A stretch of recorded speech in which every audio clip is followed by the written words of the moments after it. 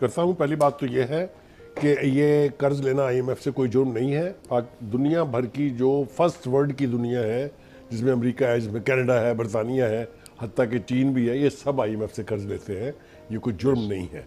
और जो पीटीआई जय हिंद दोस्तों, मैं महेंद्र शर्मा स्वागत करता हूं वन वर्ल्ड हिंदी में आपका। उम्मीद करता हूं आप खुश और स्वस्थ है। दोस्तों आइए दिखाते हैं पाक मीडिया की कुछ लेटेस्ट डिबेट, जिसमें कैसे डिस्कशन किया गया है कि हाँ, अमेरिका, चाइना, ब्रिटेन जैसे देश भी आईएमएफ से लोन लेते हैं, तो कैसे ये इस कैटेगरी में अपने आप को खड़ा करके साबित करना चाहते हैं कि पाकिस्तान भी इन्हीं देशों की कैटेगरी का देश है। जबकि असल सच्चाई ये है कि पाकिस्तान के पास खुद का रेवेन्यू जनरेट करने के लिए कोई संसाधन है ही नहीं। जबकि ये अगर तुलना करेंगे तो हमेशा ब्रिटेन, अमेरिका, चाइना जैसे देशों से करेंगे, जबकि इनके सतर के और आसपास के पास भी नहीं पहुंचता है पाकिस्तान। जबकि इनके पास ना ही कोई संसाधन है कि उस खुद का रेवेन्यू जनरेट करके इस जो माइनस में जो इनकी इकोनॉमी जा रही है उसको लेवल पे लाया जा सके।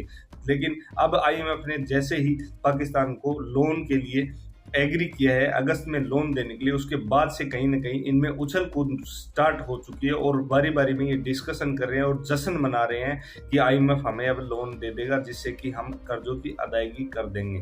तो दोस्तों देखिए डिबेट, एक डिबेट अलग से भी हम आपके लिए लेके आए हैं, जिसमें पाकिस्तान में बढ़ते हुए पेट्रोल जो आईएमएफ के इशारों पर बढ़ाए गए थे, उनको कैसे अब कम किया जा रहा है, उस पर डिबेट है। तो दोस्तों देखिए डिबेट और कमेंट में अपनी प्रतिक्रिया जरूर दें। लास्ट में आपसे रिक्वेस्ट करूंगा, चैनल पर नए हैं तो चैनल को सबसे पहले सब्सक्राइब करें, लाइक शेयर कमेंट जरूर करें। दोस्तों जय हिंद, वंदे मातरम, भारत माता की जय। दोस्तों कहा है कि स्टाफ लेवल एग्रीमेंट हो गई है। ओके, स्टाफ लेवल एग्रीमेंट, जरा बुखारी साहब इसको मुझे जरा आप एलैबोरेट जी, मैं मुख्तसरन अर्ज करने की कोशिश करता हूँ। पहली बात तो ये है कि ये कर्ज लेना आईएमएफ से कोई जुर्म नहीं है। दुनिया भर की जो फर्स्ट वर्ल्ड की दुनिया है, जिसमें अमेरिका है, जिसमें कनाडा है, बरतानिया है, हत्ता कि चीन भी है, ये सब आईएमएफ से कर्ज लेते हैं। ये कोई जुर्म नहीं है।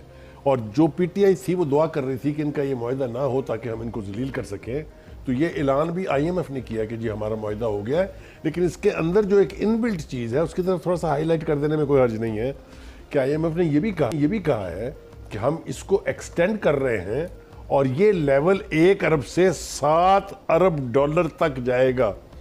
दैट मीन्स कि ऐसी ऑब्जर्वेशंस आईएमएफ की है कि हुकूमत ने ऐसे इकदाम किए हैं कि उनको इस लेवल का कर्जा देने में भी कोई एतराज़ नहीं। मेरा ख्याल था इसको अगर हम सेलिब्रेट कर लेते तो कोई हर्ज नहीं है। जैसा मैंने कहा, कर्ज लेना जुर्म नहीं है। और आईएमएफ के साथ ये इक्वेशन बनना कि वो मज़ीद इसको बढ़ाने के लिए तैयार है, मेरा ख्याल है should be taken as a good omen. क्योंकि जिस तरह से हमारी इकॉनमी का हाल है, जिसको माशियत कह के इमरान खान साहब जान छुड़ा लेते हैं और कहते हैं कि मेरा कोई तल्लक नहीं इस सूरत हाल से, वो ज़बानी तौर पे कहना आसान है, लेकिन जो कुछ हम भुगत रहे हैं वो मैं सिर्फ उनको ब्लेम नहीं करता। हमारी जो सबका हुकूमतें थी उनकी भी चूँकि पॉलिसियाँ जो हैं, मैं कोई क्रेडिट देना नहीं चाहता, ना नवाज शरीफ को, ना बेनज़ीर को, ना किसी को भी, कि उन्होंने को बहुत कमाल किया था, कौम की जान इस कर्जे से छुड़वा दी थी। वो ले दे के फिर एक शख्स का जिक्र आएगा और जावेद साहब जो है उनको वो नाम बर्दाश्त नहीं है, इसलिए मैं उनका नाम नहीं लेता हूँ। लेकिन ये रवायत मौजूद है कि ऐसे एहतमाम किया जाए कि आईएमएफ के कर्ज़ों से जान छुट जाए। मेरी दुआ ये है कि जो भी हो पाकिस्तान के लिए बेहतर हो, पाकिस्तान के अवाम के लिए बेहतर हो। बिल्कुल सही। फाइनल वर्ड जी खास साहब। I agree with you sir. देखिए सवाल है कि अगर दुनिया में तेल की कीमत कम होगी तो फ़ायदा इधर होना चाहिए। अभी तो मुझे उम्मीद है कि जो हमारे एडिबल ऑयल है इसकी कीमत भी दुनिया में कम होगी। जब एडिबल ऑयल की दुनिया में कीमत कम होगी तो हुकूमत उसको जज करके यहाँ पे जो खुर्दनी तेल से बनने वाली घी हैं मुख्तलिफ, उसकी कीमत को कम करेगी। तो इसमें बुरी बात तो कोई नहीं है। उसके पता नहीं इलेक्शन कोई हो रहा होगा या नहीं हो रहा होगा, इलेक्शन तो परसों ख़त्म हो जाएगा।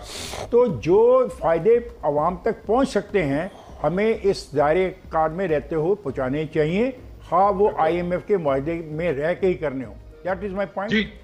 जी जावेद। देखिए, मैं पहले तो एक बात कर दूं कि जिस पार्लियामेंट की तरफ इफ्तिखार साहब इशारा कर रहे थे, मेरा तो बड़ा सादा सा इस कौम से सवाल है कि पिछले जो मार्च से लेकर आज तक इस पार्लियामेंट ने अवाम के लिए क्या किया है। वो तो मुझे कुछ समझ नहीं आ रही कि अवाम के लिए कुछ नहीं हुआ। जो कुछ इस पार्लियामेंट में, चाहे इमरान खान है चाहे शहबाज शरीफ हैं, इन्होंने अपनी ज़ात के लिए किया। अब आ जाए आईएमएफ की तरफ। आईएमएफ ने मेरे ख्याल एक और भी कंडीशन लगाई है। उसने कहा जी नैब के हवाले से जो कवानीन हैं उनके बारे में भी ज़रा गौर करें। और तीसरी इंपॉर्टेंट चीज़ जो मैं कहना चाहता हूं कि हम कौम के साथ झूठ बोलना बंद कर दें। अगर कल को 15 दिन बाद हमने लेवी और सेल टैक्स के हवाले से चीजें बढ़ानी है तो वो चीजें हमें करनी चाहिए। झूठ नहीं बोलना चाहिए, आवाम को तैयार रखना चाहिए। बिजली की कीमत आपने 8 रुपए बढ़ा दी है, गैस आपने 45% बढ़ा दी है, तो मेरा ख्याल है ये सेलिब्रेशन नहीं है, आवाम को बताइए तकसीम करनी चाहिए।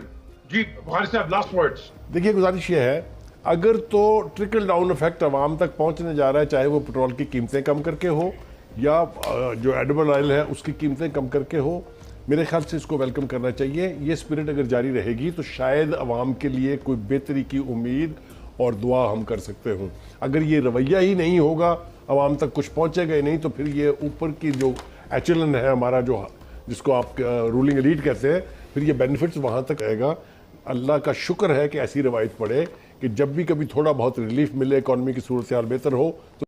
लेकिन फ़ायदा इसका मुस्लिम लीग नून को होगा इन इंतखाबात के अंदर जो अब 17 जुलाई को होने जा रहे हैं।